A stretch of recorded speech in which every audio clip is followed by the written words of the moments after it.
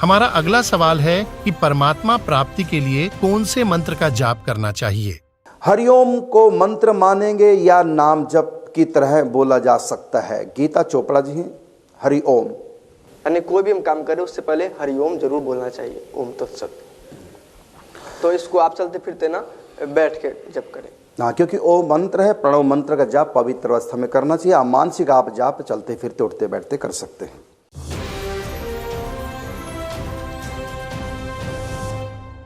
हरे राम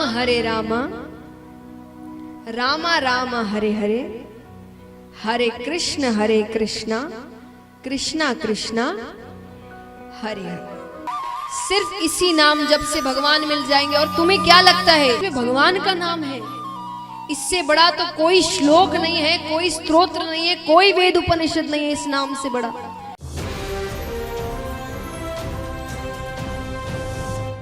अगर आपको लगता है कि जो 4 संप्रदाय के मंत्र से ही केवल सिद्धि होती है, बोलो मैं राधा वल्लभी संप्रदाय का हूं, किस सिद्ध से कम वाणी है। उसी मंत्र के प्रभाव से, उसी राधा नाम के प्रभाव से, उसी आचार्य के प्रभाव से बोल रहे हैं।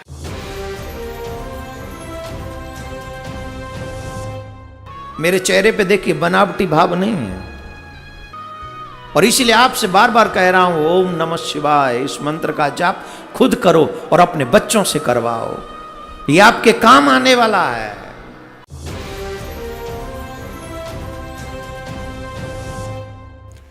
अब जैसे ये श्री कृष्ण जी के पुजारी पवित्र हिंदू धर्म में जितने भी पुण्यात्मा हैं, अब गीता जी को सिरोधार्य मानते हैं और नाम जपते हैं हरे राम हरे कृष्ण, राधे राधे श्याम मिला दे, ओम नमः शिवाय, ओम भागवते वासुदेव नमः, एवं नमः। ये पता नहीं कितने मंत्र बना रखे। गीता जी में है कोई मंत्र ऐसा? गीता जी में फाइनल फैसला कर रखे है। गीता जी अध्याय नंबर 8 के श्लोक नंबर 13 में कहा कि ओम इति एक अक्षरम ब्रह्म व्यवहारण माम अनुसमरण ये प्रयाति तदन देहम सयाति परमाम गति। मुझ ब्रह्म का, माम ब्रह्म, मुझ ब्रह्म का केवल ओम इति एक अक्षरम, ये ओम एक अक्षर है, नथिंग एल्स, और कुछ नहीं। उच्चारण करके सिमरण करता हुआ जो अंतिम श्वास तक, शरीर छोड़ने तक इसका सिमरण करता हुआ छोड़कर जाता है, यह प्रयाति तदन देहम सयाति परमाम गति, वो परम गति को प्राप्त होता है। ओम से मिलने वाली परम गति, ओम से मिलने वाली श्रेष्ठ गति कौन सी है? ब्रह्मलोक प्राप्ति, क्योंकि ओम ब्रह्म का मंत्र है। गीता जी अध्याय नंबर 7 के श्लोक नंबर 18 में गीता ज्ञानदाता ब्रह्म श्री कृष्ण जी में बोल रहा है। वो कह रहा है कि मेरी गति में ये उदार आत्मा है तो अच्छी, लेकिन ये मेरे वाली घटिया गति में ही आश्रित रही। ओम से मिलने वाली जो सुविधा है, मोक्ष है जितना, कहते यो तो व्यर्थ है, घटिया है, अनुत्तम है। अनुत्तम क्यों है? क्योंकि गीता ज्ञानदाता स्वयं कह रहा है 4 अध्याय के 5वें और 9वें श्लोक में, 2 अध्याय के 12वें श्लोक में, 10वें अध्याय के 2 श्लोक में, अर्जुन तेरे और मेरे बहुत जन्म हो चुके हैं, तू नहीं जानता मैं जानता हूँ। तो इसी से दे के जन्म मृत्यु ब्रह्म की भी और पुजारी भी फिर दुखी जन्म और मृत्यु जैसा दुख नहीं पृथ्वी पर।